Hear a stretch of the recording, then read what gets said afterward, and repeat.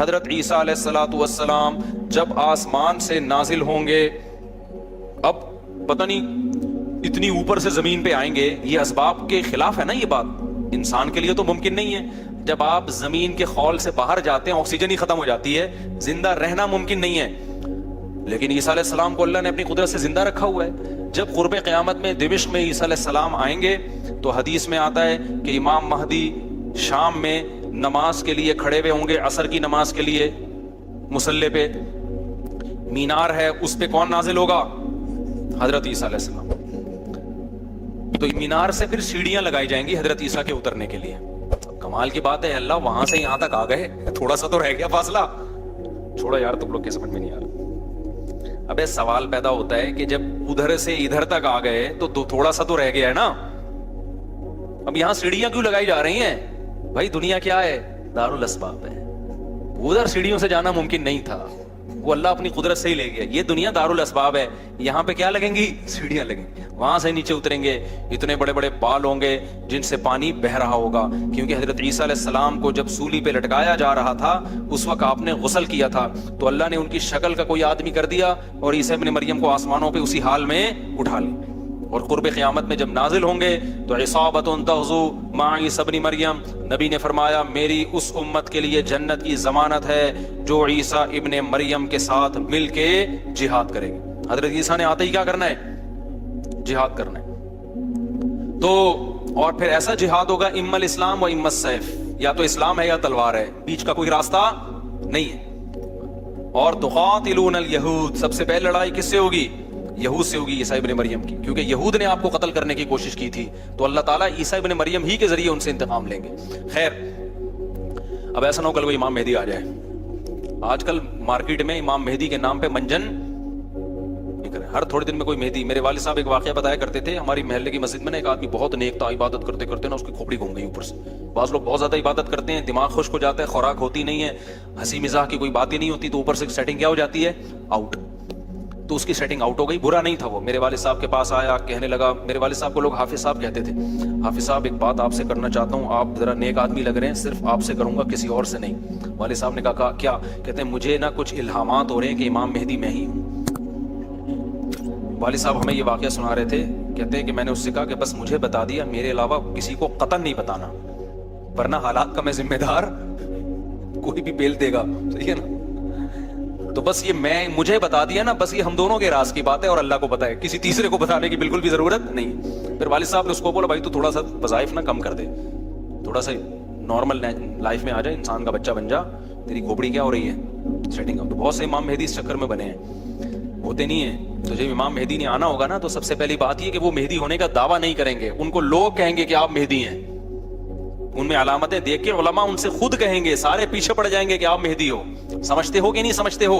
تو جو خود سے مہدی ہونے کا دعویٰ کرے وہ تو مہدی ہو ہی نہیں سکتا۔ اور جب امام مہدی ہوں گے تو عیسیٰ ابن مریم نازل ہوں گے، جس کے دور میں عیسیٰ نازل نہیں ہو رہے، اس کا مطلب وہ مہدی ہے ہی نہیں۔ تو حدیث میں آتا ہے حضرت مہدی مصلی پہ کھڑے ہوں گے تو حضرت عیسیٰ علیہ السلام آئیں گے تو وہ حضرت مہدی ان کو مصلی پہ آگے کریں گے کہ آپ نماز پڑھائیں، لیکن حضرت عیسیٰ علیہ السلام کس کے حوالے کریں گے مصلی؟ کہ یہ نماز آپ ہی پڑھائیں گے۔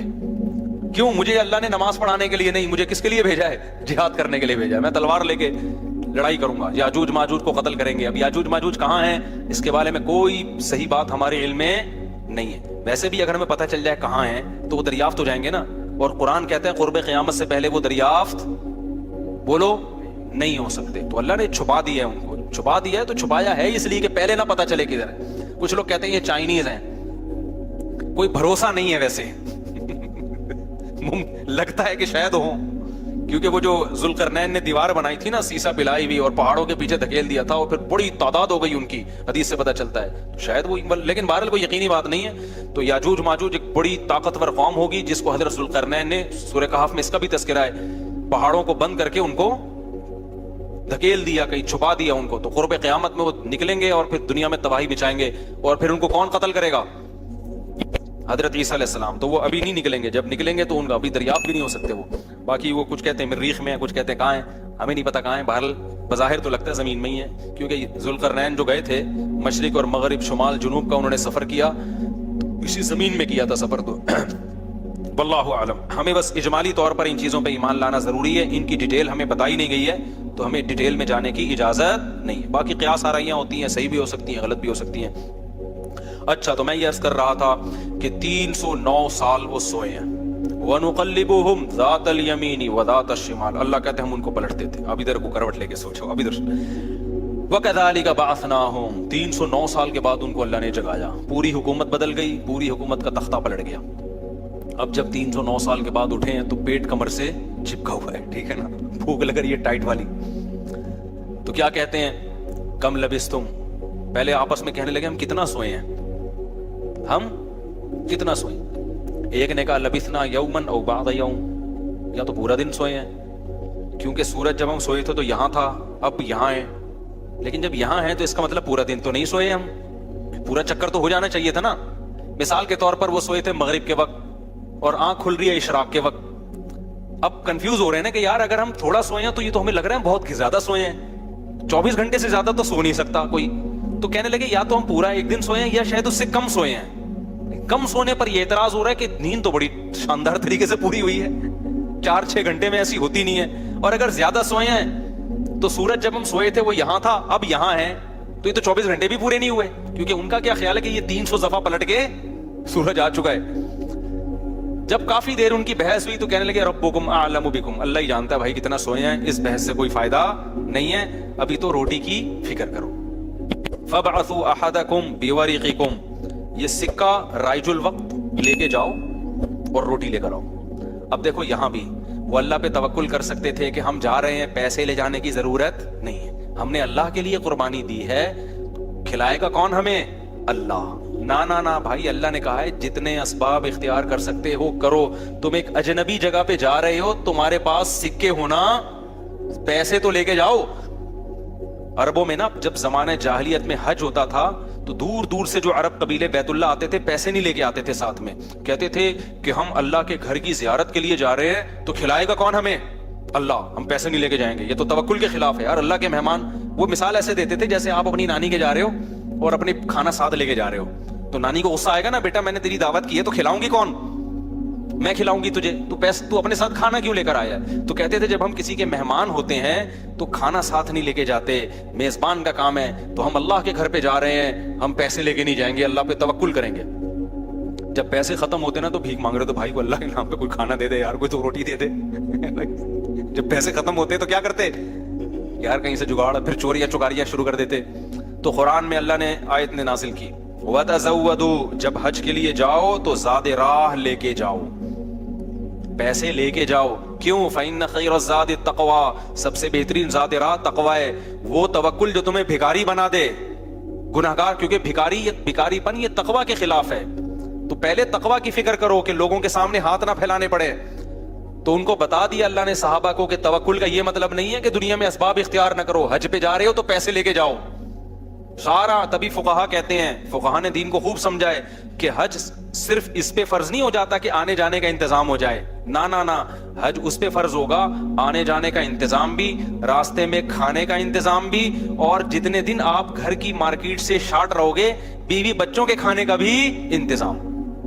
आपका हज का आ गया भाई, आपने कहा मेरा जहाज का टिकट भी हो गया, होटल का किराया भी हो गया, खाने पीने का इंतजाम भी हो गया, निकल गए 40 दिन के लिए। बच्चे कह रहे हैं अब्बा मार्केट से क्या हो गया? अब्बा हम क्या खाएं यहाँ पे? तो अब्बा कह रहा है बेटा मेरे लिए चूंकि आने जाने का प्रॉपर इंतजाम हो गया था तो मुझ पे हज फर्ज हो गया है, क्योंकि अल्लाह ने कहा है जिसमें इस्तिताअत है हज फर्ज है, तो मुझ में इस्तिताअत ही हज फर्ज है। तो बच्चे कहेंगे हमारा क्या कसूर है? इसलिए उलमा ने बयान किया कि इस्तिताअत में यह भी दाखिल है कि आपका भी और जिनकी आप कफालत कर रहे हो, जो आपकी शरन जिम्मेदारी है, उनका भी इंतजाम हो। समझते हो कि नहीं समझते हो? तो उन्होंने अपने साथ सिक्के लेके गए हुए थे, वो सिक्का राइजुल वक्त। जब निकाह होता है ना तो सिक्का राइजुल वक्त, मैंने सिक्का राइजुल वक्त ने आपका निकाह फला, मैं ये लफ्ज निकाल दिया है, मैं इतने पैसों में कराया हमने, क्योंकि राइजुल वक्त ही सिक्के चलेंगे ना, यहाँ निकाह में डॉलर थोड़ी देंगे। कभी खरबूजा खरीदते हुए कहा कि सिक्का राइजुल वक्त के मुताबिक ये खरबूजा कितने रुपए किलो है, जैसे वहां सीधा सीधा बोलते हो भाई खरबूजा कितने रुपए किलो है, तो महर में भी वही है। जब पाकिस्तान में शादी हो रही है तो पाकिस्तानी रुपए में ही होगी, उसमें अलग से सिक्का राइजुल वक्त बताने की जरूरत नहीं। लोग कह रहे हो तो सिक्का राइजुल वक्त के मुताबिक, تو وہاں سے میری زبان پہ یہ آیا ہے. تو انہوں نے کہا بھائی یہ سکہ رائج الوقت ہے, اس کو لے کے جاؤ اور کھانے پینے کا انتظام کرو. پھر کہنے لگے دیکھو وَلْيَتَلَطَّفْ, چپکے سے جانا, وَلَا يُشْعِرَنَّ بِكُمْ أَحَدًا, کسی کو تمہارے بارے میں پتہ نہ چلے. ایسے منہ لپیٹ کے نا چھپڑ میں جانا اور روٹی لے کے چھپڑ میں واپس آ جانا. اس سے بھی پتہ چل رہا ہے کہ وہ اپنی حفاظت کا پورا انتظام کر رہے ہیں, پھر اللہ پہ توکل کر رہے ہیں.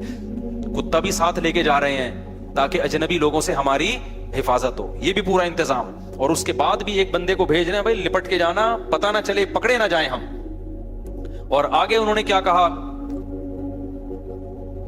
فَلْيَنظُرْ أَيُّهَا أَزْكَىٰ طَعَامًا, دیکھنا پاکیزہ کھانا ہو, حلال کھانا لے کے آنا. اس سے بھی پتہ چلتا ہے کہ چونکہ غیر مسلم ریاست تھی نا, وہاں ان پر واجب تھا کہ کھانا خریدنے سے پہلے تحقیق کر لیں کہ حرام ہے یا حلال. اسلامی ملک میں اس تحقیق کی ضرورت نہیں ہے کیونکہ حلال ہی ہوتا ہے. یہاں آپ ہوٹل میں بیٹھ کے پوچھیں یہ گدھے کا گوشت ہے یا بکرے کا گوشت ہے, وہ رکھ کے ایک تھپڑ لگائے گا آپ کے. کیوں بھائی, غالب یہی ہے کہ جب سامنے والا انسان ہے اور مسلمان ہے تو گوشت بھی انشاءاللہ حلال ہی ہوگا.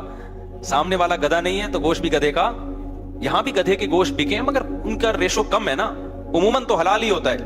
لیکن جب آپ غیر مسلم ریاست میں جاتے ہیں, پھر جب بھی آپ کوئی چیز خریدیں گے تو آپ پر تحقیق کرنا واجب ہے. بھائی یہ حلال ہے یا نہیں. میں یورپ میں جہاں بھی ہوٹل میں جاتا تھا پہلے پوچھتا تھا ابے یہ مرغی حلال ہے کہ حرام ہے, وہ کہتا تھا حلال ہے. کیسے پتا چلا حلال ہے؟ ٹھپا تو سب نے لگایا ہوا ہوتا ہے حلال کا. کہاں سے خریدی آپ نے؟ وہ بتاتا تھا فلاں سے. میں نے کہا آپ کو پتا ہے کہ وہ ہاتھ سے ذبح کرتے ہیں؟ کہ جی ہمیں تو نہیں پتا. میں نے کہا پھر ہم بھی دکھائیں گے. بھائی یہ غیر مسلم ریاست میں یہ تحقیق کیا ہے؟